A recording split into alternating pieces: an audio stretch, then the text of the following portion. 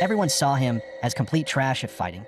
Yet the Demon King personally invited him to become the strongest commander under his rule, Commander Zero. After all, even 12 demon generals fighting together couldn't bring down the hero. Yet this human somehow killed that same hero by himself. But what nobody knew was that, on the surface, he looked as powerful as a god. While behind the scenes, he was actually a frail wreck who coughed up blood the second the pressure got too high. He became Count, a name feared across the Empire, and the Demon King's most trusted right-hand man in the demon realm. The craziest part was that he himself had no clue how overpowered everyone thought he was. So this man made an insanely bold decision. He personally handed the Demon King a resignation letter. The moment he saw it, the Demon King slammed the desk and shot to his feet in rage. Even the papers on the table were blasted into the air and smacked right into the man's face. You're seriously going to abandon me and leave on your own? But in the very next second, the Demon King completely switched up and grabbed his legs. No, absolutely not. Is there something in the castle you're unhappy with? Or did your subordinates treat you badly? Don't tell me they look down on you because you're human. The man only replied calmly, "You're trying to get rid of me." That line nearly made the Demon King jump out of his skin. Not me. Why would I ever want to get rid of you? Then he grabbed the man by the shoulders and shook him in a panic. Is this because I haven't sent you to the front lines lately? But with the state your body is in, before he could finish, blood suddenly trickled from the man's nose. At once, the Demon King's roar thundered through the entire castle. "Royal physician, get Commander Zero's doctor in here right now." While the doctor examined him, the Demon King stood beside him the whole time, visibly on edge. The doctor said, these are internal injuries he suffered during his battle with the hero, and they've already left lasting complications. The instant he heard that, dark energy began boiling off the Demon King's body. I didn't call you here to tell me the obvious. Within 10 days, find a way to heal Demon's body. And if you fail, you know what happens next. The doctor immediately grabbed Demon's arm, preparing to take him back to his room for treatment. Seeing that, the Demon King could only tell him, "We'll talk later. For now, just go back and focus on recovering." Lying in bed, Demon overheard his subordinates talking outside. He took the hero's attack head-on and only ended up this injured. That's Commander Zero for you. But the truth was nothing like that. That's the only human in the demon realm. Demon had been born with a frail body that could make him pass out from even the slightest pressure. And somehow, despite that, everyone had mistaken him for an overwhelmingly powerful monster and pushed him all the way to the Demon King's inner circle. For now, he could still blame it on after effect from fighting the hero. But if anyone ever found out he was just naturally weak, he was dead. No matter what, Demon had to escape the demon realm and finally live an ordinary life. Just then, his adjutant, Ed, came rushing into the room. A second later, Ed told him he had brought back a mirror cube from the human world. Ed was one of the very few demons Demon could actually relax around to keep him from dying of boredom. He often traveled to the human world and brought back interesting little things for him. Damn it, what in the world is supposed to cure your after effects? You stepped in and stopped the hero for the sake of us demons. Ed's expression turned downright sinister. Even if I have to torture somebody for answers, I'll find a way to heal Lord Demon. Demon immediately shut that terrifying idea down. Demons really were scary. Still, there really weren't many demons who genuinely cared about him the way Ed did. And the Demon King treated him well too. That alone put a weird kind of pressure on Demon. And more than anything, he just hoped the Demon King wouldn't get the wrong idea and do something outrageous again. Meanwhile, elsewhere in the castle, the Demon King was carefully studying Demon's resignation letter. I can never tell what's going on behind that quiet face of his. From the very first time we met, he's been impossible to predict. Right in front of all demonkind, he killed a hero who was about to self-destruct. Sending someone that useful to a place that dangerous was basically throwing him away. If it were me, I never would have sent him there to die for nothing. That's why I sincerely invited him to join the Demon King's army. Now that I think about it, I've been favoring him ever since. But I can't just hand him some random assignment because of that. And then, all of a sudden, something clicked in the Demon King's mind. He immediately barked an order to his subordinates. Gather all the commanders. I'm calling a command meeting. The second the idea took shape, a grin started spreading across his face. Yeah, Demon should be happy with this. So just like that, even though Demon had only just been resting, he was suddenly told to attend a commander's meeting. And the moment he realized that meant every commander currently in the castle would be there, his heart nearly stopped. Ordinary demons were scary enough already, and now he had to face the commanders too? He had barely reached the door when he heard whispers from inside. Wait, has he already recovered? Feels like we haven't seen him in forever, but why does he look so mad? A demon woman passing by looked at him in confusion and whispered, so that's the legendary human. This is my first time seeing him in person. A man beside her patted his companion on the shoulder. I was there when he killed the hero. When the Demon King asked who he was, he answered in the calmest voice possible. My name is Demon Eret. Come on, there's no way you'd forget a name like that. That IT sounds more demonic than most demon names. But what Demon had actually said back then was Dwyn Hart. The second they noticed him approaching, everyone hurriedly covered their mouths. Careful, Lord Demon looks like he's in a terrible mood today. I heard Lord Demon hasn't been able to fight lately, so the stress is getting to him. Hearing all that, Demon was speechless. Somehow, as time passed, the misunderstandings around him had only gotten worse. Sure, those misunderstandings were also the reason nobody dared mess with him, so that part worked in his favor. But if this kept going and the truth came out, he was dead before he escaped the demon realm, he absolutely couldn't let anyone find out how weak he really was. So Demon walked up to the soldiers guarding the meeting room. Pretending he wasn't scared at all, he forced himself to say, "Open the door." The moment the doors swung open, he saw the commanders gathered inside, along with the Demon King himself. As soon as Demon stepped in, the Demon King covered the smile creeping up his face and said, "You're here." Then Commander number 1, Jekker, told him, "Your seat is beside His Majesty." Commander number 3, Ashid, gave him a nod, though his real thoughts were different. "No matter how I look at him, he seems ridiculously weak. But if everyone says he's strong, then I'd love to test him myself." Commander number 6 was just about to sneer, "So a little merit gives you the right to show up this late?" When Commander number 4 quickly cut him off. With unease twisting in his gut, Demon took the seat beside the Demon King. Surrounded by so many commanders, the pressure alone was enough to make him want to run straight back to his room. But the second he noticed the wine set in front of him, his mood instantly lifted. After all, meetings were one of the few times he could freely drink alcohol that was hard to come by in the demon realm. That alone was enough reason for him to drag himself here. But after taking a sip, he realized it wasn't wine at all, that tea was grape juice. Everyone else has wine, and I'm the only one getting grape juice. That's blatant discrimination. The moment Demon's expression darkened, the entire room fell dead silent. The Demon King awkwardly scratched his head and admitted in a small voice that he'd personally ordered it. Hearing that made Demon's heart pound even harder. Had the Demon King finally realized he was useless, so now he wouldn't even waste alcohol on him? Was this whole meeting actually meant to deliver his final sentence?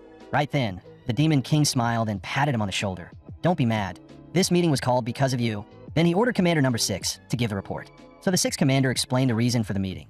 The number of monsters has risen so sharply that the 12th Legion alone can no longer handle the situation. Half the smaller villages have already been trampled, that we've evacuated the remaining residents to walled cities for shelter. But there's no telling when those cities will come under attack too, so we need more force deployed to hunt the monsters down. So that's why the 12th commander isn't here. Did he die? He got taken out by mere monsters? Aren't those things just failed creations? Listening to the uproar around him, Demon had no words. Still, it really was shocking news. Monsters were failed creations made by the Demon King, beings with no reason or restraint, driven only by instinct and desire. And the 12th Legion had been beaten by creatures like that. That wasn't some ordinary demon force. But what did any of that have to do with Demon? And then the Demon King looked at him with obvious amusement and said, "Don't worry, Commander Zero's Legion will be sent as reinforcements." Hearing that, Demon nearly jumped out of his seat. But the Demon King only smiled wider. "Go blow off some steam, I knew you'd want this." Demon could only force himself to stay calm and answer, "My body hasn't fully recovered yet." Hearing that, Ashid, the 3rd commander, muttered under his breath, "Don't tell me he just doesn't want to go." But Jekker, the 1st commander, thought it over for a moment and said, "If anyone else had said that, I'd assume they were making excuses because they didn't want the mission. But if Commander Zero says it, then he's obviously suppressing his urge to fight and calmly judging the condition of his own body first." The moment those words were spoken, Ashid, the 3rd commander, looked at Demon with open admiration. So he's not just overwhelmingly powerful, he's got incredible judgment too. Man, now, I want to test myself against him even more. Then the Demon King looked straight at him and said, "I'm not asking you to force yourself in a battle. I'm asking you to command the entire Zero Legion and maybe blow off some stress while you're at it. Something like this should be easy for you anyway." With all those expectant eyes fixed on him, Demon realized he could no longer bring himself to flat-out refuse. So he forced himself to speak up and told everyone he was willing to go. But in his heart, he was thinking something else entirely. With or without the Demon King's permission, he was going to escape this cursed demon realm. And just like that, he still ended up being dragged to the front lines. Afraid his escape attempt would be exposed too soon, he had no choice but to move his plans up. Sure, life wouldn't exactly be easy even if he made it back to the Empire. That place had a lunatic emperor who'd sent him straight to the Demon King, and an older brother who would love nothing more than to kill him. But even so, that still sounded better than getting caught in a war between monsters and dying some pointless death out here. Pulling back the curtain of the carriage window, Demon looked outside at Vice Commander Ed and silently worked out a plan. The Zero Legion was strong, and Ed was strong too. If he just pretended to fight for a bit and then slipped away, they'd probably clean up the rest on their own. With that thought in mind, Demon pulled out the bottle of red wine he had secretly hidden away after the meeting. Then he popped it open and started chugging it down. If he was going to die anyway, he might as well die completely wasted. Before long, the group arrived at a village that had already been ravaged by monsters. The place was crawling with them. Countless monsters stood there, glaring at the group with savage hunger in their eyes. Seeing that, Ed immediately ordered everyone under his command to prepare for battle. The moment the fighting broke out, a giant demonic wolf lunged straight at Ed. In that split second of danger, Demon suddenly flashed in front of the beast and killed it in a single strike. Then, with a cold look in his eyes, he pointed his sword straight at Ed. Are you an enemy too? Seeing his own commander level a blade at him, Ed froze on the spot. Was Lord Demon drunk? But where in the world had he even gotten alcohol? Panicking, Ed hurriedly blurted out that he wasn't the enemy. Just then, Demon's gaze shifted to the side, where another giant wolf came charging into view. Before he could fully react, it slammed him with one massive blow and sent him flying. The hit was so brutal it nearly knocked him unconscious on the spot. But because of that, he finally confirmed one thing for sure. These things were definitely the enemy. In the next instant, Demon sprang back up and hacked the wolf in front of him into pieces. Under his near-frantic assault, the surrounding monsters didn't even leave behind complete corpses. That brutal scene stunned everyone watching on the battlefield. Even the monsters arriving from the rear began to recoil in fear after seeing Demon's berserk rampage. Meanwhile, back in the Imperial capital, a man in black stepped forward to deliver his report. According to the soldiers assigned to scout the Demon Realm, Commander Zero took part in the recent monster extermination. They say he was every bit as terrifying as the rumors claimed, overwhelmingly powerful and brutally ruthless. Hearing that, Emperor Edward suddenly let out a laugh. I'm starting to miss someone. That said, if the Demon Realm has already begun making moves, shouldn't we be taking action too? Then he looked at the man before him and said, I want to give you a chance to earn merit. Try becoming that kind of talent yourself. Elsewhere, Demon suddenly jolted awake from his sleep and realized he was back in his room. The moment he opened his eyes, both the doctor and Ed were already standing anxiously at his bedside. They told him he had been unconscious for an entire day, and that all of his treatment had already been completed while he was out. Ed added that when Demon was brought back, he had been covered in blood and scared everyone half to death. But Demon had no clue what they were talking about. More than anything, he wanted to know when exactly he had even gotten back. Ed then explained the monster hunt ended without any problems. After that, those terrified creatures all ran for their lives. Since Lord Demon had collapsed, we brought him straight back to the Demon King's castle for treatment. Hearing that, Demon was stunned. The mission ended that fast, and I seriously have no idea what even happened. The doctor then told him his condition was most likely temporary memory loss. After all, the injuries he suffered were severe. Right then, a memory flashed through Demon's mind. Him getting blasted away by a monster's massive blow. This didn't feel like amnesia at all. IT felt more like he had blacked out. IT this rate. It looked like he had gotten drunk, staggered around, and then been brutally beaten up. Not long after that, the other commanders started filing into the room too, surrounding him with excited faces. Your heroic deeds have already spread through the entire Demon King's castle. They're saying you wiped out half the monsters by yourself. Hearing that, Demon nearly choked on his own blood that he took out half the monsters alone. Who in the world started that ridiculous lie? After hearing about Demon's heroic feat, Ashid, the third commander, immediately said that once Demon had fully recovered, he wanted to spar with him. Seeing that terrifying monster of a man seriously asking for a sparring match, Demon's whole body went numb. Doubt if he agreed. Wouldn't his pitifully weak real strength be exposed on the spot? Then Ashid added sincerely, I've long heard of Lord Demon's greatness. If you'd be willing to offer me even a little guidance, I'd be honored. Looking at the three eager faces in front of him, Demon found himself unable to say no. But the moment he imagined taking even one punch from Ashid, he felt like he'd be smashed into pieces. So all he could do was lower his head awkwardly and say, I probably can't spar with you. The aftershocks from that intense battle with the monsters still haven't settled yet. So my power no, that's not it. I mean someone might die, damn it. How am I supposed to say this? But right then, Jekker, the first commander, seemed to reach a conclusion of his own and spoke in a low voice. I understand now. The reason Commander Zero refuses to spar is because he's worried about the person facing him. Refusing you this time is for your own good. Besides, the battle only just ended, in his current state. It would be even harder for him to suppress his excitement once the spar begins.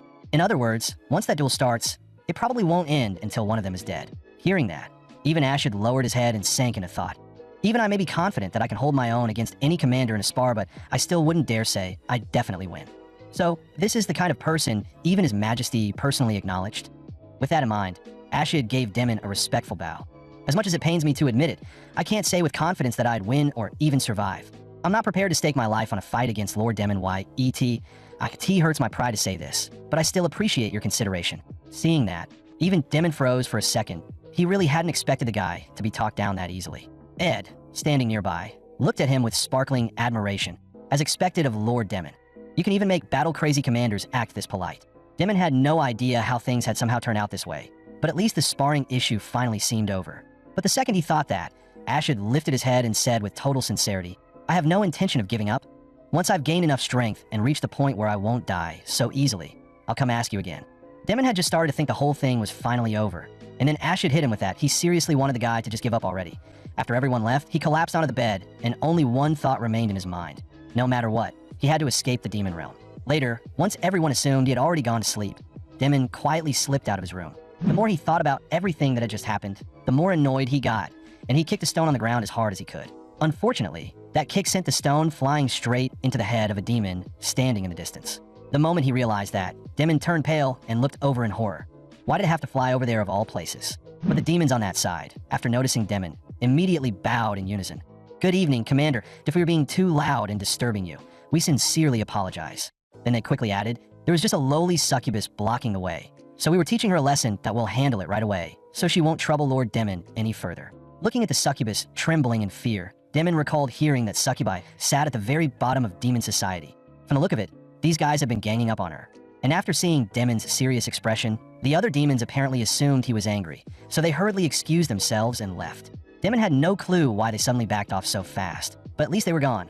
Still, if he just walked away too, what would happen to her? Besides, this was the first demon he'd seen who looked even weaker than he was, and for some reason, that made it hard to ignore her.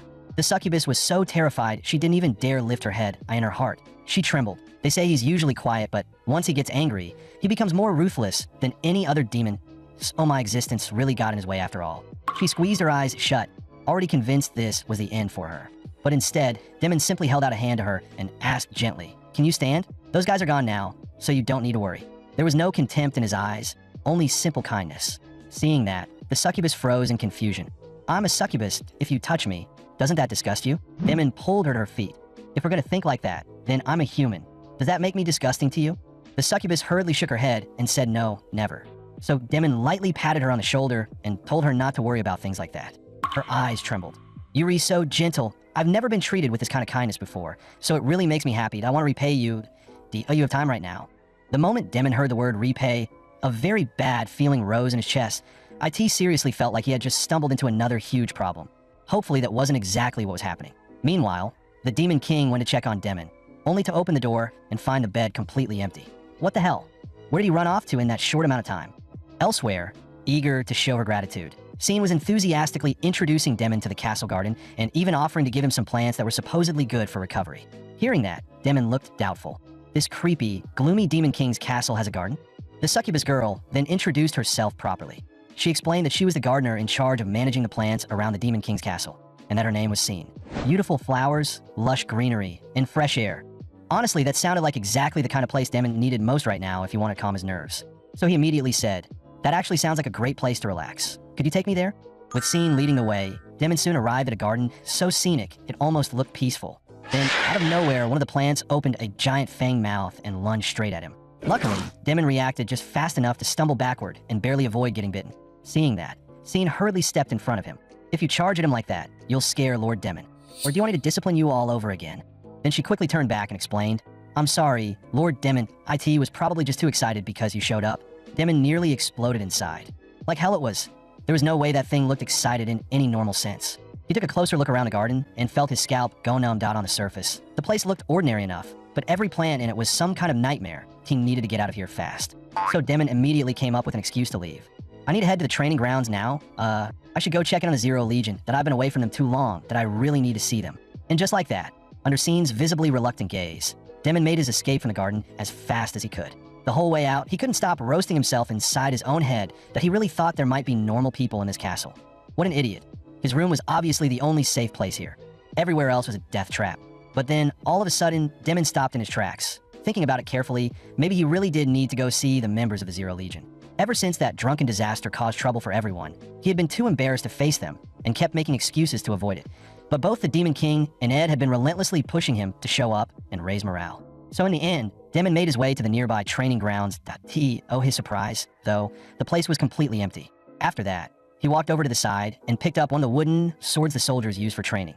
Since he had blacked out so badly during the monster extermination that he remembered nothing, this might be the perfect chance to get a feel for how intense their training really was.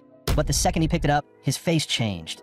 The wooden sword was absurdly heavy, so heavy it slammed against the ground, and he could barely lift it at all. Right then, several members of the Zero Legion suddenly appeared nearby, staring at Demon in shock.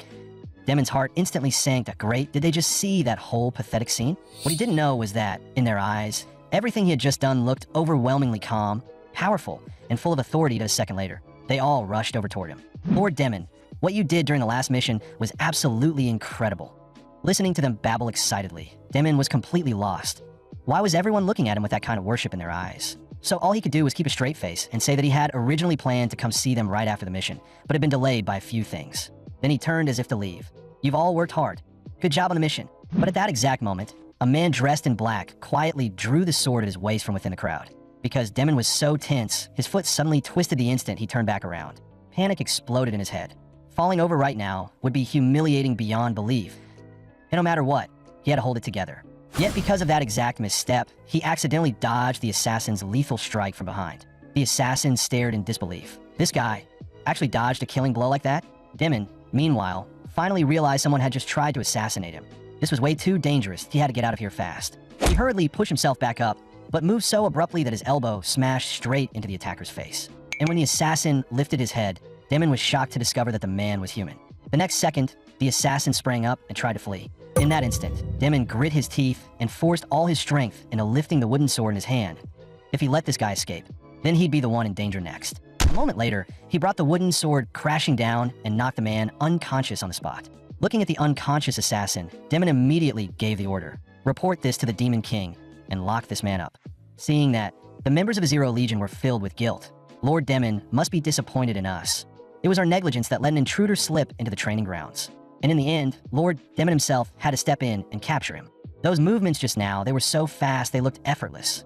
Lord Demon looked as relaxed as if you're taking a walk.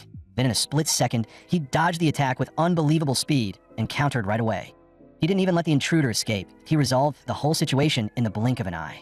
The commander's presence is overwhelming. Compared to him, it feels like the rest of us barely even exist. That's why, if I ever want to earn Lord Demon's acknowledgement, I need to train even harder. We can't waste time like this anymore. Everyone, training starts now. If we want to become strong enough to support Lord Demon one day, then from today onward, there are no more breaks. Move out.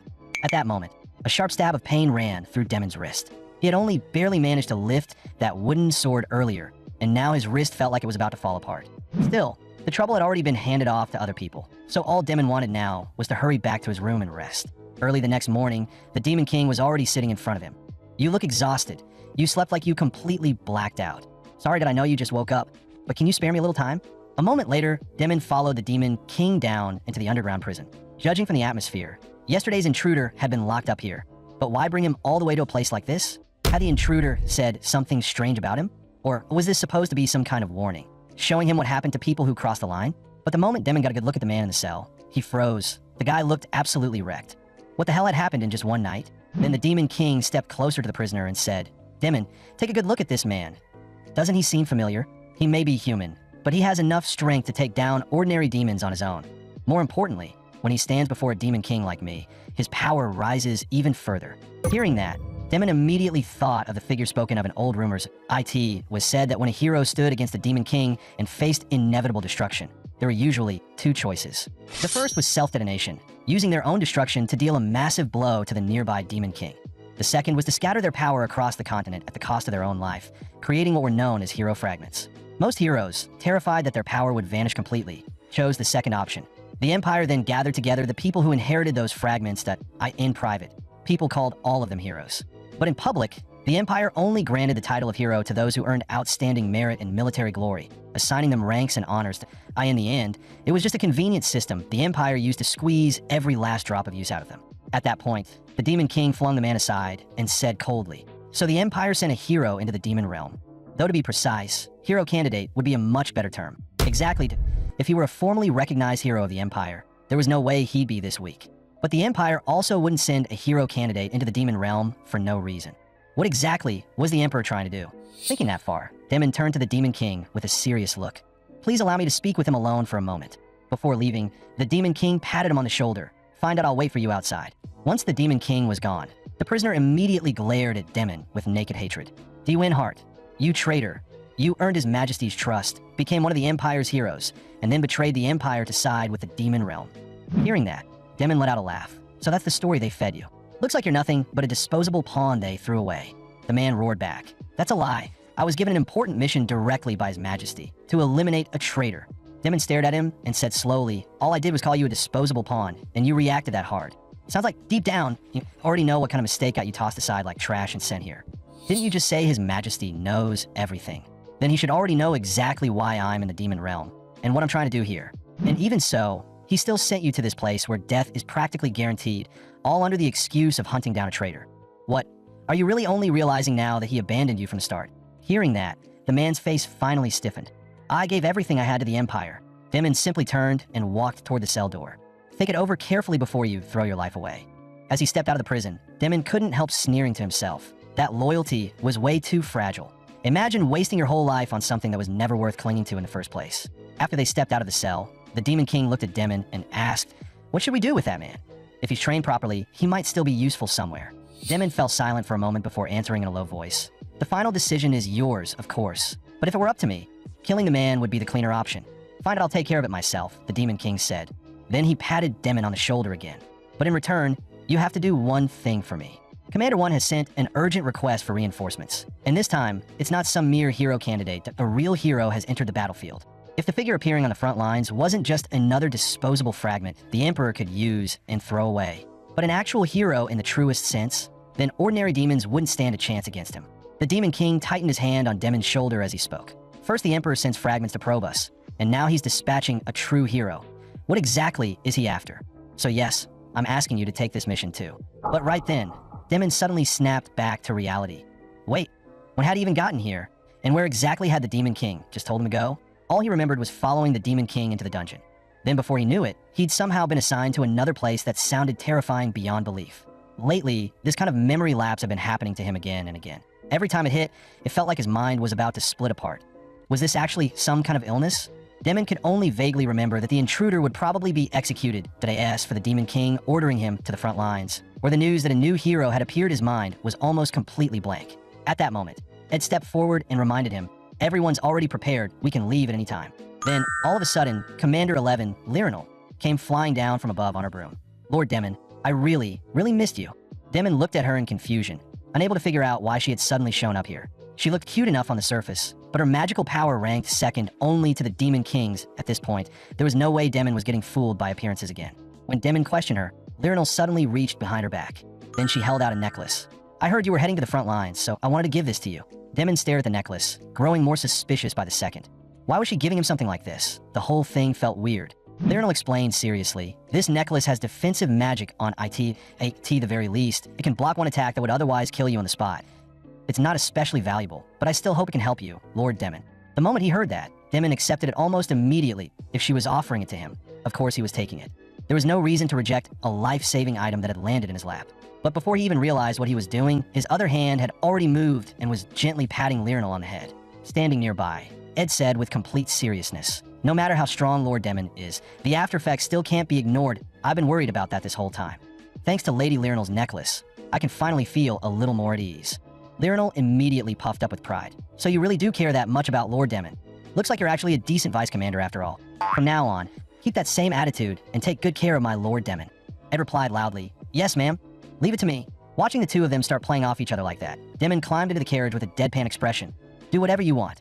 You can stay there and keep playing with Lyrinal." Once he was back inside the carriage, Demon started going over everything Ed had said, especially the part about the so-called after effects left behind after killing the hero. The problem was he had never killed the hero. He had never stopped a hero who was trying to self-destruct. And he had definitely never tanked the blast of that self-destruction with his own body. Back then, he had only been one of the hero's companions. The hero had personally told him to stay behind, saying that the cleanup on the battlefield would be handled by him and the Imperial Army. After all, that Demon King had been judged the strongest in history. And no one could guarantee they'd all return alive, so someone had to survive long enough to carry the outcome of that war back to the Empire. After waiting there for what felt like forever, Demon finally decided he had to see the result of the battle with his own eyes before returning. If the Empire had won, he would bring the hero back. If they had lost, then at the very least he could still carry the outcome home. Just watching from a distance shouldn't be a problem, right? But when he got close enough to see the battlefield, he found the hero already on one knee before a crowd of demons. In the very next instant, a blinding light erupted from the hero's body. Demon's heart jolted self-destruction. So this was really how it ended after all?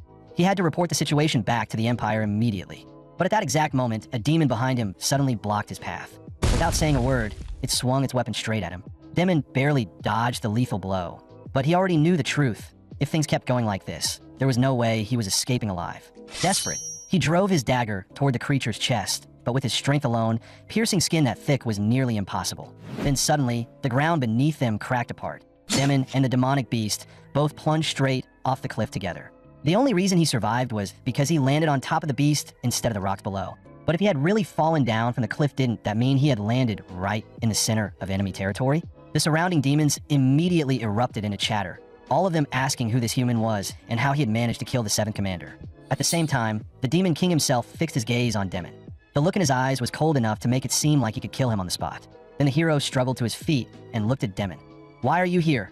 Why did you come when you knew I was about to self-destruct?" And then, against all reason, he forcibly halted his own self-destruction and continued.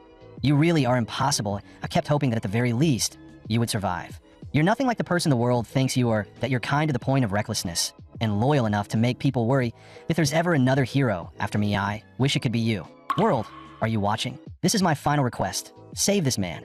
In the next instant, the hero's body erupted again with dazzling golden light. Please, even if it's only one fragment, let it descend to him.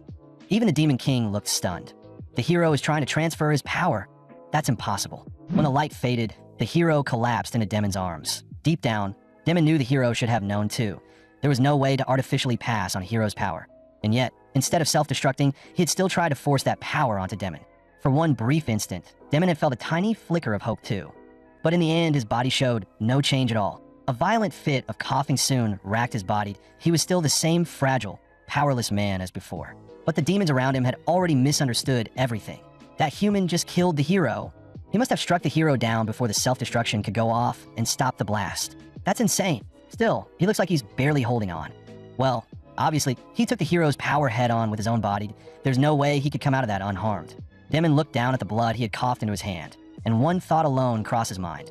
Was this because of the impact from falling off the cliff? Either way, he was already surrounded by demons on all sides. Escape was impossible now.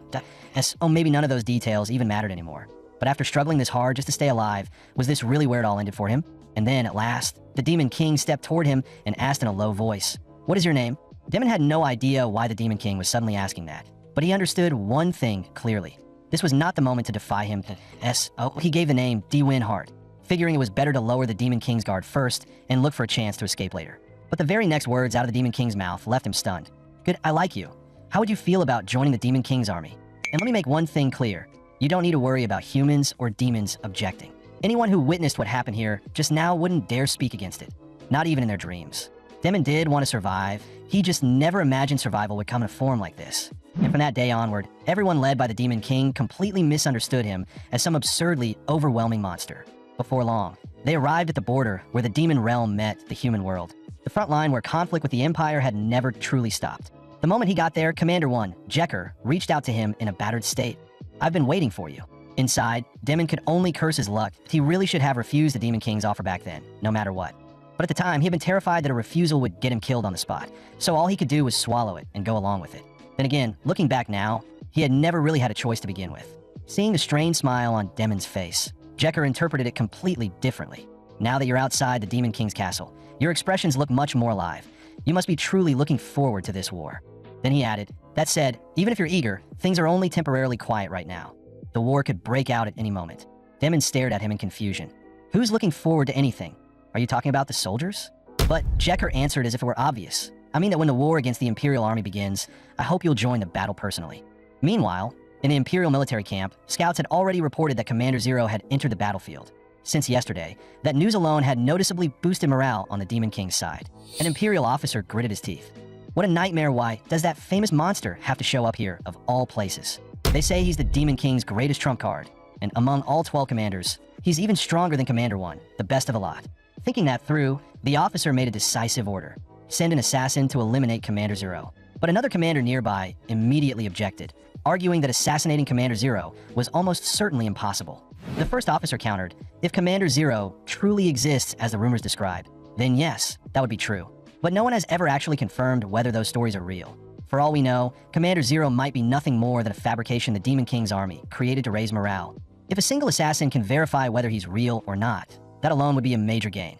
For now, gathering intel on Commander Zero takes priority." At the same time, Ed was wrapping bandages around Demon from head to toe. Those bandages had all been personally created through the Demon King's magic. They could block light, maintain a stable temperature, and unless they were torn too badly, they would even repair themselves automatically. According to Ed, transparent magic had also been cast over the areas covering his eyes, nose, and mouth, while the robe itself had been enchanted to improve his vision. But magic was a force that ran against the rules of the world, which meant demonic mana was limited to begin with. Once that mana was spent through spell casting, it could never be recovered. And the more mana the Demon King consumed, the sooner the world would give birth to a new hero to balance him. Watching the Demon King recklessly burn through mana just to make some bandages, Demon could only marvel in silent shock. The Demon King must have absolute confidence in his own strength, fully believing that even if a new hero appeared early, he could crush them anyway. After that, Demon suggested inspecting the camp and, while he was at it, confirming the corpse of Commander 9. Of course, that was only an excuse. His real goal was to stall for time while quietly looking for somewhere he could hide. But the second he stepped outside, he saw a crowd of demons already gathered there. It really is Lord Commander Zero. We were on edge this whole time, but now we can finally relax. If Commander Zero is here, we're definitely winning next time. Seeing that scene, even Jekker let out a faint smile. The Demon King had been right. Commander Zero's mere presence was enough to massively raise morale. Hidden in a tree off to the side, a man in black watched the scene in silence. That was the legendary Commander Zero. He actually existed. Compared to what the assassin had imagined, the figure looked smaller and more fragile than expected. And yet, that calm composure and the crushing pressure that still leaked through even beneath the heavy robe made one thing unmistakably clear. This was absolutely someone with terrifying power. A moment later, the man hidden in the shadows pulled out a silver needle. Since he had already come this far, he figured he might as well test Commander Zero's strength for himself. The needle had been coated in a deadly toxin, and in the next instant, it shot straight toward Demon's head. But at that exact moment, Demon suddenly lowered his head and narrowly avoided the fatal strike. Of course, Demon had no clue what had just happened. He had only dipped his head because he almost tripped over a rock on the ground, and was inwardly grumbling that nobody around here ever bothered cleaning the roads. Since there didn't seem to be anywhere worth hiding anyway, Demon gave up on wandering around. Better to head back to camp and sit down quietly than trip again outside. Watching from concealment, the assassin froze. What was that? He just went back.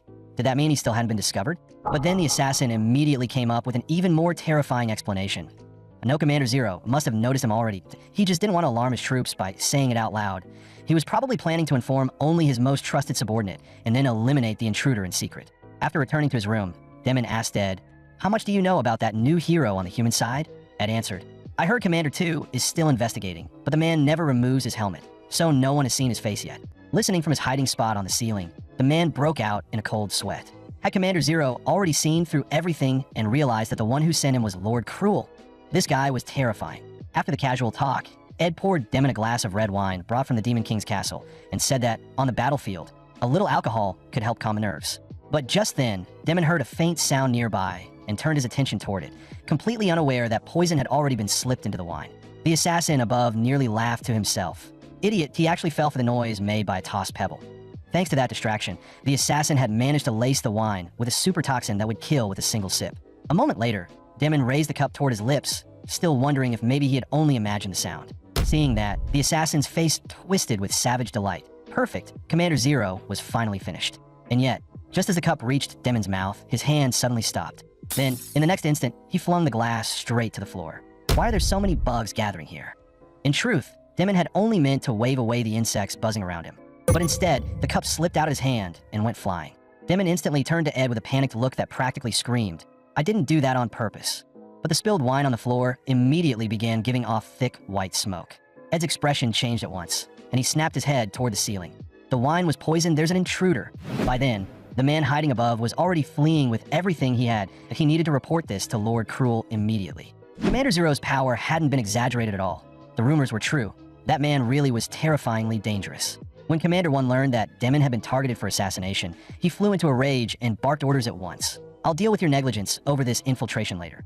Right now, search the camp inside and out. Find out whether there are any other enemies still hiding here." Meanwhile, back at the Imperial camp, Cruel listened to the assassin's report with a grim expression. From what I can tell, not a single rumor about Commander Zero was exaggerated at this rate. Yehua Empire has no chance of winning. The assassin himself was no weakling, and yet he had returned with fear written all over his face. That alone said enough. Now that Commander Zero's existence was fully out in the open, there was only one way to beat the Demon King's army while he was still on their side. They needed to bring out that person. Someone beside him immediately asked, "You mean another hero from the Empire?" Cruel answered in a low voice, "Exactly. But for now, there are no other heroes available to you SO at this point. The only correct move is to retreat." But the soldier beside him couldn't help pointing out, "If we retreat now, won't everyone think the Empire is running because it fears Commander Zero?" But right then, another soldier came rushing in. "Commander, the Demon King's army has launched an attack, and the one leading them is said to be Commander Zero." The moment they heard that, everyone in the tent shot to their feet. Cruel's face darkened as he muttered, "Damn it. Not a single thing is going according to plan. Meanwhile, out on the battlefield, Demon, after emptying an entire bottle of red wine, was cutting down the Imperial soldiers in front of him with terrifying ease. Even Ed was stunned by the sight. Lord Demon was clearly drunk, and yet even like this, there was still nothing on the battlefield more reliable than him. And it was precisely because Demon was standing at the front that the Demon King's army was able to hold such a firm advantage. One Imperial soldier lying on the ground, trembling uncontrollably, looked up at Demon's merciless slaughter and felt a chill run through his entire body. If a man like that couldn't be called a demon, then who in the world could? When that soldier still tried to reach for a weapon at his side, Demon coldly told him, "If you don't want to die, then keep fighting." Even so, the soldier clenched his teeth and raised his sword in front of his chest. In response, Demon strode forward and ripped the blade right out of the man's hands. Just as Demon was about to finish him off, a massive surge of force exploded from the side and blasted him across the battlefield in an instant. Seeing that, Ed immediately rushed toward him in panic. "Lord Demon, are you all right?" Then he turned sharply toward the one who had attacked. The man was clad in silver white armor, radiating a sharp and oppressive presence. The newcomer spoke in a calm voice. "I intended to kill you with a single strike. I didn't expect you to block it." Demon lowered his gaze and pulled out the defensive necklace Lirinal had given him. If not for that item taking the hit for him, he would have died on the spot. The soldier who had been lying on the ground burst into tears of relief the moment he saw the Empire's hero appear. The Empire's new hero, the rising star of the battlefield, Cruel. Now we can finally live. He never got to finish. Demon rose and cut him in half in a single strike. Then Demon lifted his eyes toward the man, known as the new hero, and spoke with faint confusion in his voice. "So you're the new hero. I've heard plenty about you. But something feels strange. Why does your voice sound so familiar? Have we met somewhere before? Forget it. Why don't you just take off your helmet?" The moment the man refused, Demon blurred forward and appeared in front of him almost instantly. Even so, the blow was still blocked head-on. After several rapid exchanges, Demon drove a kick into the hero and forced him back, finally opening up some distance between them. Then, to everyone's surprise, Demon spread his hands and said calmly, "It's a shame, but let's end it here for today." Cruel immediately snapped back. "Who gave you the right to decide that on your own? The war isn't over. Your side was the one that crossed the line and invaded first." But Demon answered evenly, "No, it's already over. Didn't your side already kill Commander 9? And judging by what I'm seeing, you weren't satisfied with merely taking back Imperial land, were you? You've already begun invading the demon realm itself. We're simply reclaiming land that was taken from you. Oh, stop wasting lives pointlessly. How about both sides settle for protecting their own territory?" Cruel instinctively looked back and saw the wounded soldiers scattered behind him. Only then did he realize just how badly anger had clouded his judgment. So Cruel slowly lowered his sword. Even though the battlefield had tilted in their favor, the Empire's losses were already too severe to ignore at this point. Sticking to the original plan and retreating was the smartest move left. Seeing him back off, Demon turned his head and coldly threw out, "If there's nothing else, then let's make sure we never meet again. Your voice is bad luck all by itself." Watching that exchange, Jekker, the first commander, couldn't help feeling it was a little wasteful. The enemy hero had clearly been pushed right to the edge. With the Empire's morale already collapsing, now should have been the perfect chance to press the attack. But if even Demon had chosen to stop, then there had to be a reason for it. So Jekker simply placed a hand on Demon's shoulder and said quietly, "You've done enough." Then, in the very next second, Demon's body finally gave out, and he collapsed straight into Jekker's arms. Jekker instinctively reached out to steady him, only for his expression to change immediately. Demon's body was burning hot, almost like he was on fire. Even in that condition, he had still fought like that. In that moment, Jekker finally understood why Demon had stopped midway through the battle. IT wasn't because he couldn't keep going at IT, was because he had already seen what happened next, and forcibly suppressed his own urge to keep fighting. That he hadn't wanted anyone to notice how bad his body had become, because if he collapsed, it wouldn't just affect him, it would shake the morale of the entire Demon King's army. Just then, Ed and the physician rushed over and quickly helped lift Demon up. After examining him, the conclusion was clear. His already fragile body had been pushed far past its limit and had fallen into total exhaustion. Jekker looked down at the unconscious Demon, his eyes filled with admiration. He really is extraordinary. This Commander Zero, who had appeared as if from nowhere and taken his place among them, whether it was killing the former commander or stopping the hero's self-destruction. Even setting all of those rumors aside, the fact that he had been personally brought back by the Demon King alone was enough to force others to acknowledge his standing. And yet, even so, somewhere deep inside, Jekker had always carried a trace of unease. But after today, Demon had proven beyond doubt that he was fully worthy of the title of Commander Zero of the Demon Realm. Meanwhile, back in the castle, Lirinal suddenly felt the necklace she had given Demon shatter. Her heart clenched instantly.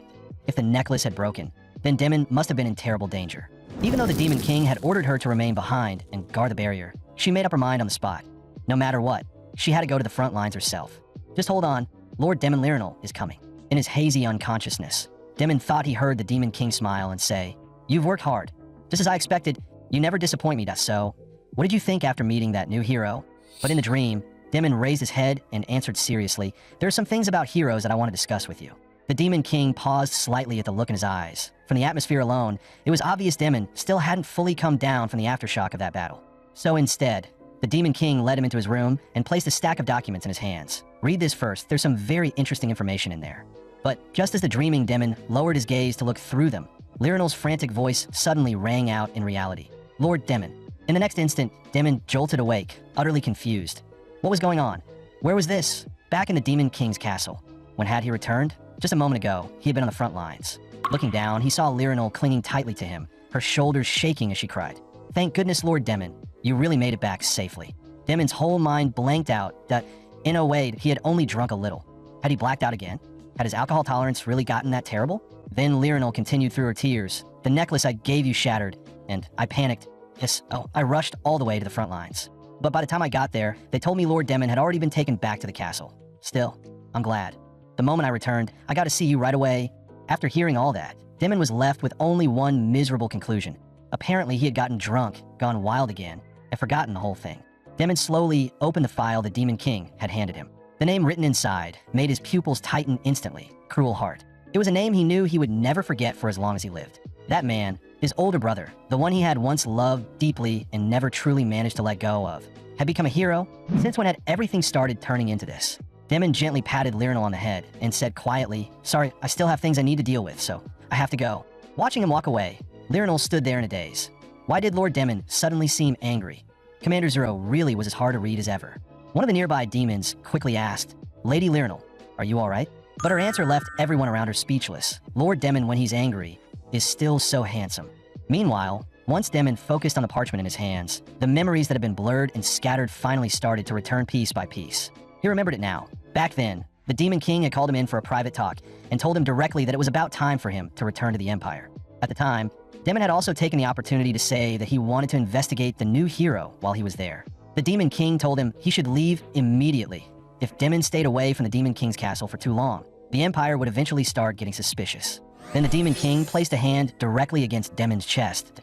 In the next instant, a purple light flared there. The Demon King explained that it was a tracking spell, an insurance measure.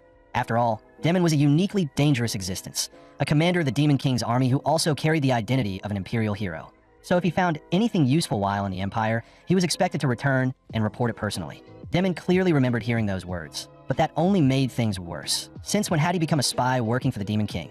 And the mark on his chest made one thing undeniable. It hadn't been a dream. But what troubled him even more was the fact that every time he came under too much pressure, his memory seemed to snap. How was he supposed to stop something like that? Just as Demon was sinking into thought, Ed walked in with an odd look on his face. Apparently, the Demon King had just told Ed that he wanted him to inherit the position of Commander 9. Ed had spent so long at Demon's side as his adjutant that, before he knew it, he had almost forgotten. That position had once been the place he himself had always been waiting for. Seeing how hesitant he was, the Demon King had only smiled faintly. If you turn it down, that seat will fall to some junior, even weaker than you. Are you really fine with letting someone like that become your superior? In the end, Ed had quietly asked for a little more time to think it over. Now, seeing the strange look on Ed's face, Demon couldn't help asking, what exactly did the Demon King say to you? But Ed only shook his head and forced out a small smile. Nothing important. Later, after learning that the carriage was ready, Demon turned toward him and said quietly, take care of yourself until I get back. But the moment those words left his mouth, another absurd thought suddenly crossed Demon's mind. What if Ed had gone to the Demon King to complain that serving him was exhausting and that he wanted to quit being his adjutant altogether? Thinking that, Demon suddenly stopped and looked back at him. Is there anything you want? I'm making a rare trip back to the Empire, so maybe I can bring something back, like something you can only get there. I remember you liked the Imperial snacks last time. Anyway, I'm planning to buy a bunch of things while I'm there. So, if there's something you want, just tell me. Hearing that, Ed smiled and shook his head, saying there wasn't anything in particular he wanted. But inside, Demon's words warmed him deeply, in the entire demon realm. What other superior would care for a subordinate like this? Even so, Ed spoke seriously in return. More importantly, you have to keep the necklace Lady Lirinal gave you with you at all times, and don't neglect the robe you'll be wearing in the human world either. Then, lifting his head, Ed looked at Demon and said softly, I'll be waiting for you to come back, Lord Demon. Hearing that, something seemed to click inside Ed. The gloom on his face lifted almost instantly. Being Lord Demon's adjutant already made him happier than anything. And more than that, he truly wanted to be someone who could help Demon. So no matter where Lord Demon went, Ed would always remain his adjutant, and wait for the day he returned. After a long and difficult journey, Demon finally made it back to the place where he had once lived, Hart County. But the moment he reached the gates, the guards stopped him. The Count is not currently in residence, and no outsiders are allowed to enter. So Demon took off his cloak and mask and said flatly, "Am I not even allowed to return to my own estate?" The moment he stepped inside, he was met by rows of servants lined up on both sides, all bowing in perfect unison. Demon frowned immediately. "I told you before, there's no need to greet me like this every single time." But it wasn't until he saw the old butler, Lambert, that he finally felt like he had truly come home. Maybe it was because the two of them had been together ever since Demon first received the estate. Lambert bowed and asked respectfully, "It has been a long time, my lord. Did the monster subjugation end without trouble?" That was when Demon suddenly remembered what excuse he had given the outside world. He had publicly claimed he'd gone out under imperial orders to suppress monsters. He simply nodded. "It's over." The next moment, the old butler gently touched his face, his voice full of concern. "You're hurt. If only these old bones of mine were still good enough to go deal with those monsters for you." Demon immediately looked embarrassed and turned his face away, lightly moving the old man's hand aside. "I'm fine that I'm not a child anymore." Lambert only smiled warmly. "Yes, that you become a truly fine count." Demon's gaze then drifted to the large portrait in the hall, still hidden beneath a great red cloth, and he understood one thing clearly. News of his return to the Empire had probably already reached the Emperor's ears. And beyond that, there was still something he absolutely had to confirm for himself. Everything related to Cruel. At the same time, when Duke Illist learned that Demon had returned to the Empire, he smiled and turned to Cruel. "I hear your younger brother has come back. So then, how shall we handle this?" Cruel looked at the Duke with a grave expression and said, "I'll commission the Assassin's Guild." But the Duke only gave him a knowing smile. Cruel, and what if that choice leaves evidence behind? Don't you still have another, much better card to play? Isn't that right, Saren? Saren immediately answered, "You mean the rebels? Your Grace? If it's those maniacs who are obsessed with killing the Emperor, then even if their trail is exposed, it shouldn't lead back to us." Hearing that, the Duke's smile turned faintly amused. "I'm honestly surprised you didn't think of something so obvious before now." Cruel lowered his head slightly. "My apologies, I'll make contact with the rebels immediately." Elsewhere, Demon had already boarded a carriage headed for the Imperial capital, and he made it clear that he didn't want a large escort. Just a few attendants would be enough. After all, only a small number of people even knew he had returned to the Empire. Drawing too much attention right now would only cause trouble. But Demon also knew the truth all too well. In the Demon Realm, he had to watch every step around the Demon King. Back in the Empire, he would once again have to bow his head before the Emperor. And worst of all, the Emperor was every bit as terrifying as the Demon King, if not more. The current Emperor, Eduardo, was the infamous Bloody Emperor, the man who had carved his way to the throne by force of the sword. Back when he was still the Ninth Prince, he personally wiped out all of his brothers and sisters. The image of him standing there drenched in blood and placing the crown on his own head became legendary. And even now, 10 years later, it remains something every person in the Empire knew. Then, after taking the throne, he immediately declared that the Old Kingdom would henceforth be renamed an Empire. The sheer arrogance of using the word Empire as the nation's official name was such a blatant provocation that the surrounding kingdoms could hardly ignore it. And that was how the 8-Year War began. The war that would completely change Demon's life. Looking back on it now, Demon could only think of that time as hell. IT had been so horrific that half his memories of it were already lost in a haze. But even so, he had no desire whatsoever to recover them. IT was in that war. After all, that he earned military merit and was granted the title of Honorary Count. He might not remember much anymore, but one thing was certain, back then he must have fought like a madman just to survive. Most of the rest could fade, but there was one thing he still remembered clearly, the life goal he had set for himself during that time. And that very goal was what allowed both the Demon Realm and the Empire to keep dragging him by the nose all the way to where he stood now.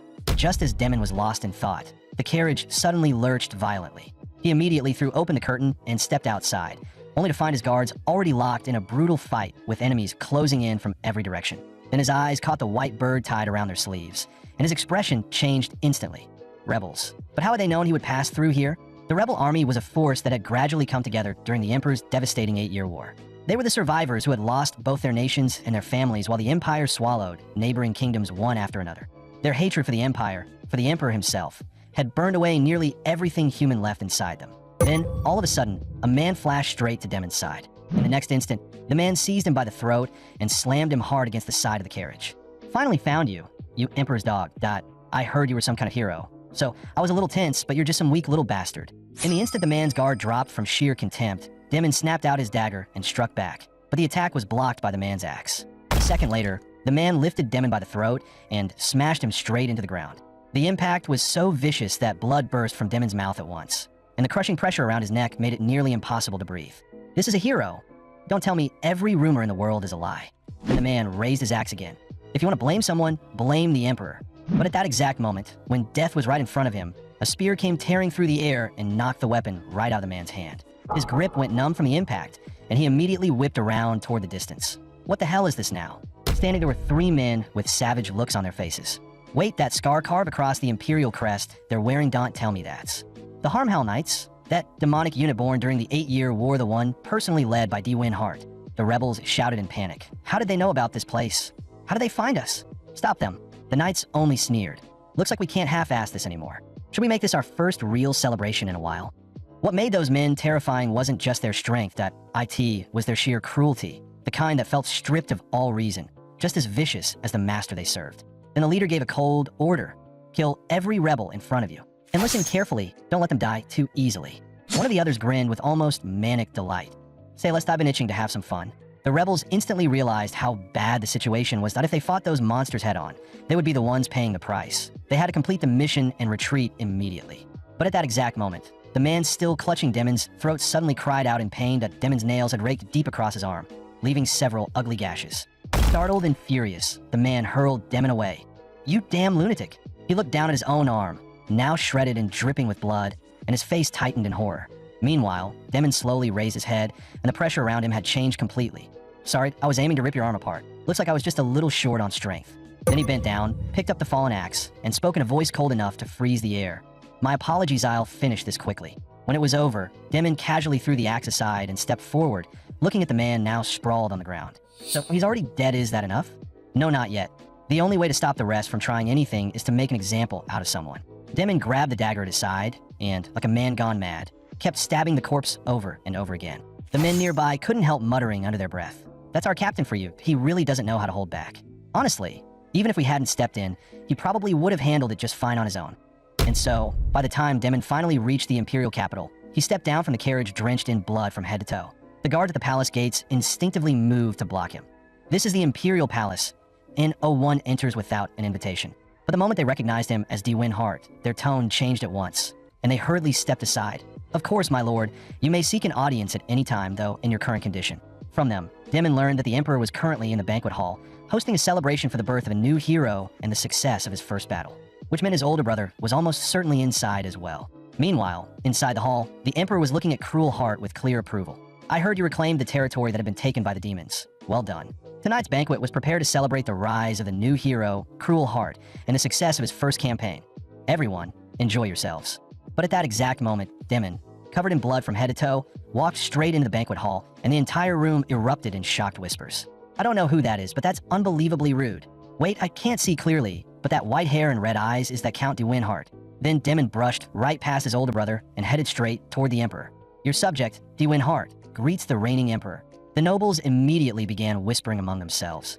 Look at all that blood, they call him the Vampire Count, and I'm starting to wonder if the Hart family really did pick up a vampire and raise him. I've heard even his own family never treated him well. Could it be the Harts themselves never wanted him? The Emperor looked down at Demon and smiled faintly. So you really did make it back alive? Your life clings on stubbornly, doesn't it? It has been a while. Count D-Win Hart, I did tell you that you were free to seek an audience with me at any time. Still, storming in here covered in blood and ruining the mood of the entire banquet. Don't you think that's rather rude? Then the Emperor slowly set down his wine glass. It looks like you have quite a lot you want to say to me. Conveniently enough, I have a few things I want to ask you as well. Let's speak elsewhere. Once the two of them were alone, and after learning that Demon had been ambushed on the way, the Emperor frowned and asked, was it the rebels? How is your condition? Do you need a doctor? And after hearing that Demon was not in immediate danger, the Emperor finally seemed to relax, only to murmur coldly, a bunch of utter fools. Where else am I supposed to find another talent capable of producing results on the scale of D-Win Hart? Back in the 8-year war, you served as a vanguard general and delivered achievements that bordered on the unbelievable. Then, when you later marched as one of the hero's companions, you accomplished something no one had ever managed before. You brought the hero's body back intact. After all, whenever a hero falls to a demon king, the body is usually discarded as feed for monsters. If you hadn't forced your way through and brought that hero back, he would have ended the same way. Then, just like that, the Emperor's tone shifted. He fixed his gaze on Demon and asked, so then have you found a way to break the curse? Hearing that, Demon's heart tightened. The first thing that came to mind was, of course, the mark the Demon King had left on him. But outwardly, he could only force a faint smile. Not yet. What the Emperor didn't know was that it wasn't a curse at all. It was tracking magic branded onto him by the Demon King. But in the Emperor's eyes, Demon's weakening body could only be explained as the result of a curse placed on him by the Demon King. After hearing Demon's answer, the Emperor frowned slightly. You still act like you don't care about your own body at all. The only one capable of breaking that curse is the Demon King. That's why I sent you to the Demon Realm in the first place. It seems you'll have to return there again after all. Sending someone as valuable as you back to that place doesn't sit well with me either. Hearing that, Demon could only sneer inwardly. The Emperor made it sound noble, but in the end, he had simply thrown him into the Demon King's castle and turned him into an informant. Then the Emperor asked, "Has there been any unusual movement in the Demon King's castle lately?" Demon answered calmly, "Nothing different from usual."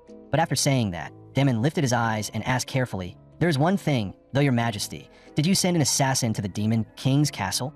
Since that man was a hero candidate who possessed a fragment, why did you send him into the demon realm to die, like a disposable pawn?" The Emperor's expression turned cold immediately. He's a bastard who stained the name of hero that I assumed he'd die before ever reaching the demon realm. Apparently the hero fragment inside him was enough to drag him there alive. Still, thanks to that piece of trash, your standing in the demon realm seems to have grown even more secure, hasn't it? Commander Vo, Demon Eret. Hearing that, Demon's heart jolted. He hadn't expected the Emperor to know even that identity. So he rose to his feet at once and bowed deeply. Your subject is ashamed I am in that situation. I truly had no idea how I could have refused. But the Emperor only smiled. Relax, I didn't bring this up to blame you, that if anything, it helps you blend into them more perfectly and steal useful information from within. The fact that you were acknowledged, even in the demon realm, only proves what an exceptional talent you are. Then he looked at Demon and added meaningfully, "But I imagine you have another question you truly want answered." Demon was silent for a moment before raising his head and speaking with unusual seriousness. "Cruel Heart, why was he the one allowed to ascend as a hero? Your Majesty already knows this well. The one thing I regret most in my entire life is that I failed to kill Cruel Heart back then. He was the only surviving member of the Heart family besides me. No, more accurately, he was the only one from the Heart family who survived after falling into my hands. Di-Win, father and mother must be waiting. Why are you just standing there, spacing out?" The memory surfaced without warning. The young Di-Win reached out and grabbed his older brother's hand in a panic. "It's my fault. What if brother gets scolded too, because we're late?" But his brother gently pulled his hand free. "I just finished training. That MY hands are dirty. Sorry. But I don't care whether your hands are dirty or not." Then his brother turned to him and asked, "Why do you keep staring at that portrait?" Di-Win had smiled brightly and answered in a soft voice, "Because when I look at it, it feels like they're telling us we're a family. That's why I like it." But his brother only replied flatly, "It's just a painting that don't wander around. Stay in your room." From the day he was born, people around Di-Win whispered behind his back. They said his white hair and red eyes were frightening, that he looked like some kind of monster, and that he could not possibly be a true child of the Heart bloodline. Maybe that was why. Every time he looked at that family portrait, he desperately searched for even the smallest sense that he belonged there too. Sometimes he even found himself wishing he had simply been born with the Heart family's black hair and green eyes. In reality, though, his father always gave him the same harsh command: stay in your room every day and never show that shameful appearance to anyone outside. That was how Di-Win learned, from a very young age, that his parents had never truly been satisfied with him. After all, he was different from everyone else. His appearance was strange, and his body was weak. Someone like him could never bring honor or dignity to a noble count's house. His brother, on the other hand, was the complete opposite. He had a strong body and swordsmanship far beyond what others his age could manage. Whenever his brother was present, everyone's attention naturally gathered around him alone. Because Di-Win had been born with flaws, even when he stood among other people, he always felt like he existed outside their world, stranded in a loneliness no one else could see. Still, he clung to one belief. If he worked hard enough, then one day he might become as outstanding as his brother. And if that happened, surely his family would love him a little more.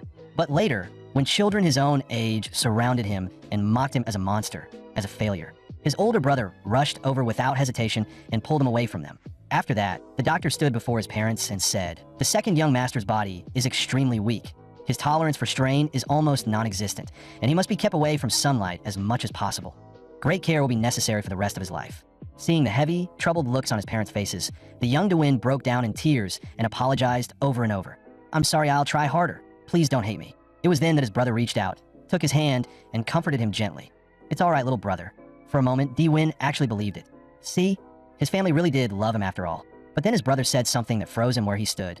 "You don't need to do anything, and no one has ever expected anything from you anyway." From that day on, Di-Win almost never left his room of his own accord. Every day, he locked himself inside, reading and practicing swordsmanship with desperate determination. He kept believing that if he worked hard enough, his family would eventually acknowledge him. But because his body was so weak, he would often start bleeding or coughing up blood midway through practice. And every time that happened, his brother would scold him with a dark expression.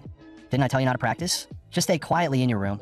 You don't need to do anything." Did that mean he didn't even have the right to try? Because he was a failure? Did that mean no one believed he was worth expecting anything from in the first place?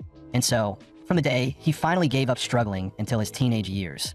The only one who came to see him even occasionally was his brother, who would sometimes sit down and play chess with him. Other than that, he barely saw his parents at all. But that dead, stagnant life was eventually shattered by the sudden arrival of a soldier. Standing at the door, the man announced in a flat voice that he had come to deliver an imperial summons and demanded to know which one of them was Diwin Hart. In the moment Diwin timidly answered, the soldier grabbed him and dragged him outside without the slightest hesitation. That was when his brother suddenly stepped in and blocked their path. Wait a moment. Diwin can't be the one you're drafting. There has to be some mistake. But the soldier answered coldly. The Hart family submitted the official paperwork to the crown that we're only carrying out orders. If you want to ask whether there's been a mistake, ask your parents. With that, the soldier seized Diwin and marched him toward the door. In that moment, panic flooded Diwin's chest. He couldn't believe his parents had truly chosen to send him to the battlefield. With a body as frail as his, he wouldn't survive even a single day once he was thrown into a war zone. Why would they do this to him? But when Diwin instinctively looked back, hoping to find someone behind him who would stop this, all he saw was emptiness in that instant. He understood the truth at last. His family really had abandoned him. And from that day forward, his life plunged into another, even crueler hell. Every single day was endless war.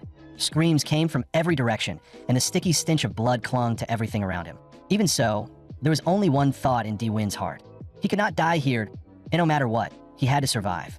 And so, after cutting down one enemy after another, that familiar terror came crashing over him once more, and he coughed up mouthful after mouthful of blood. His cursed body was betraying him again, even now, and all Diwin could think was, when would he ever be able to go home? From that point on, Diwin's life became one endless cycle.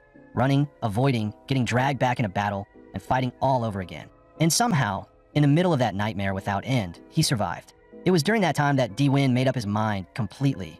One day, he would wipe out the Hart family, the very people who had shoved him into hell with their own hands. As his consciousness faded under the rebels' chokehold, a vivid scene flashed through his mind. He finally stood before his parents again, his heart filled with an icy calm as he declared, "I came back to pay you a visit." In a vision, he drove his blade straight toward his father without hesitation. And yet, when it was finally over, Diwin didn't feel the satisfaction he had imagined for so long. Then, when his older brother finally appeared before him as well, he all but lunged at him by instinct, the two of them crashing into a desperate struggle. But in the end, his cursed body gave out first. No, he couldn't collapse here. He had to kill Cruel with his own hands. But just as that murderous intent tightened to its absolute limit, Diwin suddenly snapped back to reality. He looked around blankly and realized this was the palace banquet hall. The last thing he clearly remembered was being attacked by rebels on the carriage when had he arrived at the palace? And why had even his clothes already been changed? Standing in the middle of the banquet hall, Diwin's mind went utterly blank. A moment ago, he had been under attack inside that carriage. And now, somehow, he was standing in the palace in a fresh set of clothes. Had the stress scrambled his memory again? He couldn't remember how he dealt with the rebels, or how he ended up here at all. So, forcing down the unease rising inside him, Diwin turned to Rainer and asked, "What exactly is this banquet for?" Rainer blinked in surprise, then looked at him strangely as one of the central figures of the event. How could he not know why he was here? Even so, Rainer answered, "This banquet is being held to celebrate the birth of the new hero, Cruel Hart, and the success of your first campaign." The moment he heard Cruel's name, Diwin's face darkened almost instantly. Those green eyes, so different from his own, that black hair, the unmistakable mark of the Hart family he had once believed he would never have to see again. And the man in front of him was someone he never wanted to face a second time. Then his brother stepped forward and spoke calmly. He said that, during a recent campaign, he had seen Commander Zero in the Demon Realm, and the way that man naturally dominated the atmosphere of the battlefield had reminded him of Diwin. "I've heard you're good at stirring the mood of a battlefield too, if you've been serving in our army." But before he could finish, Diwin let out a sudden laugh that cut right through the sentence. "Sorry," he said, pressing a hand lightly to his forehead, though the smile was full of mockery. "It was just so ridiculous that I couldn't help laughing." Then he lifted his head and stared directly at his brother. "I was never going to get the kind of chance you had to stand on the battlefield and be expected to shine at there's no point imagining it now." With that, he turned and walked toward the table behind him. Talking to this man any longer was less worthwhile than eating pudding tea, at least the pudding had some value. But while Diwin was quietly eating, his brother spoke again from behind him. "I heard you went out to subjugate monsters. Were you hurt?" Diwin's hand stopped in midair. Without even turning around, he answered in a voice so cold it barely sounded human. "My body is my own concern. There's no need for you to pretend to care now, of all times. Even if I were hurt, I'd still make sure not to show it in front of you, brother. So just keep doing what you've always done. Stand off to the side and watch. Just like the day they dragged me off to war, while you stood there and did nothing." In the end, Diwin let out a low breath, not even bothering to look back. "Forget it. I shouldn't have come to the palace today. What a complete waste." Right then, Duke Illis came over with a smile, slowly clapping his hands. "The bond between you two is certainly memorable." The moment the Duke appeared, Cruel stepped forward at once and gave him a respectful bow. Then Duke Illust extended a hand toward Di-Win. Count Hart, I believe this is our first proper meeting. I've heard your name often, that it's a pleasure. But Di-Win simply turned his head and ignored the gesture entirely, as if the Duke's hand didn't even exist. That single act instantly sent a ripple through the surrounding crowd. People began whispering in disbelief.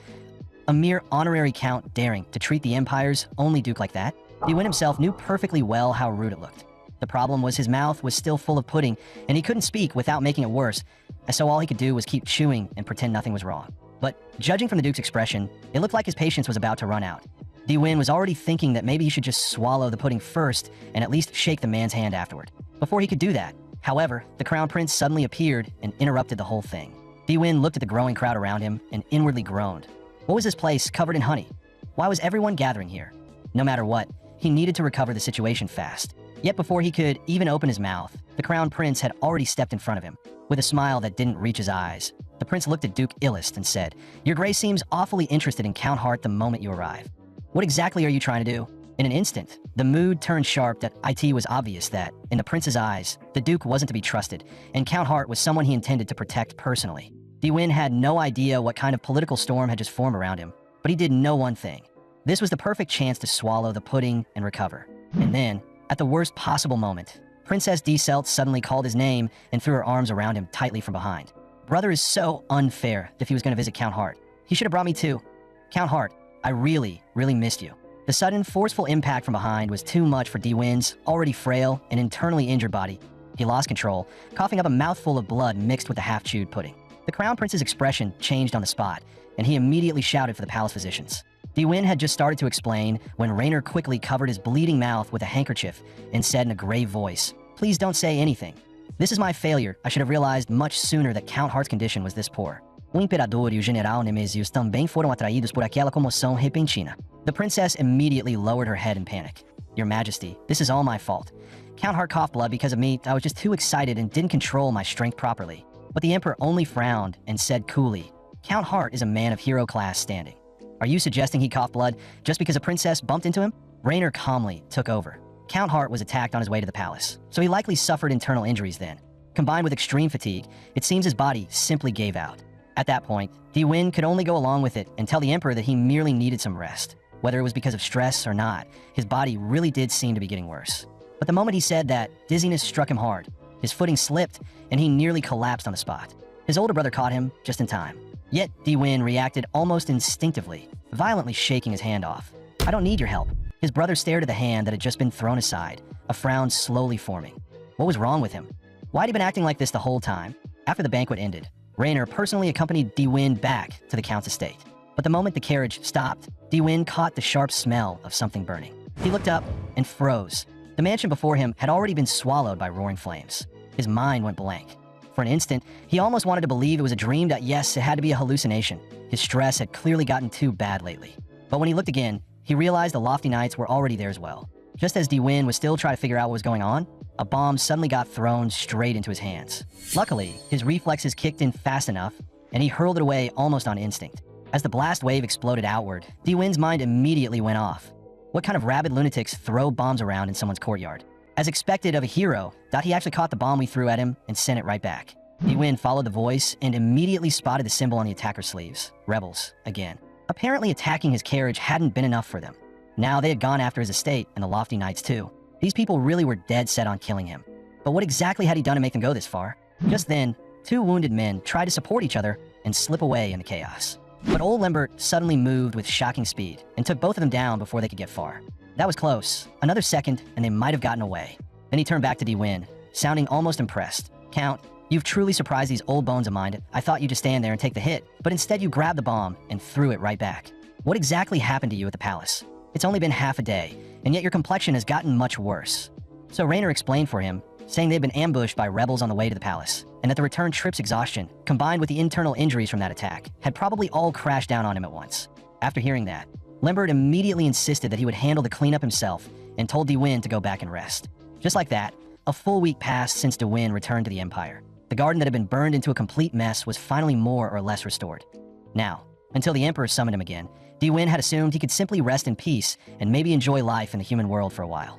But that, of course, turned out to be nothing more than wishful thinking. because at this very moment, Di-Win was buried under a mountain of paperwork. For some reason, ever since that day, he had become completely incapable of firmly refusing Lambert. In fact, if those documents hadn't been personally brought in by Lambert, Di-Win probably wouldn't even have bothered looking at them. Because of that, he had actually started to miss the demon realm. At least over there, nobody would seriously force him to work through endless piles of paperwork just because he was being lazy. Then Lambert informed him that 1 week earlier, the Emperor had officially transferred the entirety of Heart territory into his name. Hearing that, Di-Win froze. He hadn't heard a single word about that beforehand, which meant he now had to figure out a way to give Heart territory back. Honestly, when the Emperor had handed him the title of Count in the first place and dressed it up with that nonsense about making him a border count, Di-Win had already stopped arguing. But the real problem was that he hated Heart territory from the bottom of his soul. There wasn't a single memory there worth cherishing. That no more accurately, that place was practically the closest thing in his life to a nightmare. Just then, someone outside came to report that the Crown Prince and General Nemesius had arrived. Di-Win immediately frowned. What were they doing here so suddenly? And on top of that, General Nemesius had always disliked him. The moment they entered, the Crown Prince was the first to speak. I heard the honorary Count Hart captured the rebels who attacked his estate alive. No, seriously, why do you look so miserable again? Meanwhile, the princess burst into tears. He probably doesn't even want to look at me anymore, right? It has to be like that. All the effort I've made until now was for nothing. I'm a princess. I've never had to take the initiative with anyone before, so of course I was a little awkward. But I never imagined I'd cause this much trouble. Count Hart even coughed up blood. Should I go apologize to him? But that suggestion was immediately rejected by the Crown Prince. Normally I wouldn't stop you, but not this time, and no matter how you meet him, it'll turn into a scandal. Wouldn't that actually be better for me? If the scandal becomes an established fact, then maybe it could naturally lead to marriage. Then she showed a strange, calculating little smile. Even if I don't love Count Hart for the sake of the royal family, I can still make myself like him, even if it has to be done this way. As long as it means keeping a talent like the honorary Count Hart on the royal family side no, at His Majesty's side. But before that, could you help me find out what kind of impression I have in Count Hart's heart? If he's upset because of what happened, that would be a problem. That was why the Crown Prince came in person this time. First, he wanted to confirm whether the incident with the princess had made Di-Win uncomfortable. Second, he intended to pull him over to the Emperor's side no matter what. Although Di-Win was stunned inside, he still stepped forward and greeted them politely. I'm sorry for showing up like this so suddenly. I came because there were things I wanted to say to the Count in person. General Nemesius also said he had business to handle. But every time Di-Win met General Nemesius' gaze, it felt like it could pierce straight through him. Why exactly did that man hate him so much? Once he learned they had come because of the earlier incident involving the princess, Di-Win said that he didn't mind it. Hearing that, the Crown Prince smiled and then told him there was something else he wanted to ask of him. Just as Di-Win tensed up, he heard the Crown Prince say that he wanted to be friends with him. For some time now, I wanted to get closer to you, Count, but you've been so busy that even meeting you once has been difficult. The position of Crown Prince comes with enormous responsibility. I can't do whatever I want, and I can't even casually seek out the people I want to grow close to. Then he awkwardly scratched his head. So if I could only use what happened at the banquet as an excuse to come see you, does that proposal make you uncomfortable? Feeling the murderous pressure coming off General Nemesius beside him, Di-Win was unwilling in every possible way, but he still forced himself to answer, "It would be an honor to become friends with your highness." At that, the Crown Prince lit up and grabbed Di-Win's hand. Then from today onward, we're friends. From now on, I'll work hard to become even closer to you. Every time you come to the palace, you have to remember to come find me. That we can practice swordsmanship together, drink tea together, and even talk heart to heart. Hearing that, Di-Win stared with his mouth slightly open in shock. This sounded like an absolute nightmare to deal with. After saying all that, the Crown Prince stood up to leave and told Di-Win that General Nemesius still had business with him, so there was no need to see him out. Then General Nemesius rose and got straight to the point.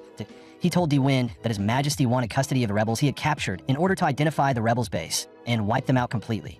Of course, you were the one who captured them, Nemesius added coldly. His Majesty also said that if you don't want to hand them over, you may refuse. No, of course I agreed that I'll lead you there myself. Honestly, that kind of directness suited Di-Win just fine. That he had no interest in spending more time than necessary talking to someone who clearly disliked him. So the sooner he sent him off and got some rest, the better. After arriving at the dungeon, Di-Win personally handed over the rebel he had captured earlier to General Nemesius. But Nemesius spoke in a cold voice. There were clearly 3 rebels involved in the attack on you. 2 of them are already dead. The report states that one of them died in the explosion. But the cause of death for the remaining one doesn't quite add up. Di-Win Hart, do you know how that man actually died? Nemesius never hated anyone without reason. It was simply that, back during the 8-Year War, he had observed Di-Win from close range and realized something long before anyone else did. Di-Win Hart's shifts in temperament were extreme. Back then, it was already unusual enough for a noble to enter the army disguised as an ordinary soldier, that on top of that, Di-Win had been assigned to Nemesius' own unit, which made him impossible to ignore. That man, whose body was so frail that he should never have survived on the battlefield, ultimately chose cruelty as his method of survival to Tio stay alive. He slaughtered countless people without hesitation, like someone on the edge of madness. But after every battle, crushing guilt would come crashing down on him. In the end, it was almost as if he had split himself into separate parts. No, calling it split personalities might not even be precise enough. The way he seemed able to switch between them so freely made it more accurate to describe them as distinct states of temperament. One was a blood-soaked madman focused only on survival and savage combat. The other was a normal self who only remembered wanting an ordinary life and existed only in his everyday state. When faced with Nemesius' question, Diwin didn't let his expression shift. He answered calmly. Coincidentally, I wasn't there at the time, so I don't know exactly how he died, but I heard maybe a wild dog got him. Hearing that, Nemesius' gaze turned colder. He didn't continue pressing the issue. Instead, he turned and walked away in grim silence. As expected, this man still hadn't changed at all, as if wild dogs would ever get inside Count Hart's estate. The excuse was laughable that it was obvious Diwin had killed that man himself. And this time, too, he had probably relied on that same revolting yet convenient state of mind, which was why, in Nemesius' eyes, Diwin Hart remained an extremely dangerous man. And because of that, one question continued to linger in Nemesius' mind. Why did His Majesty insist on keeping someone like Diwin Hart so close?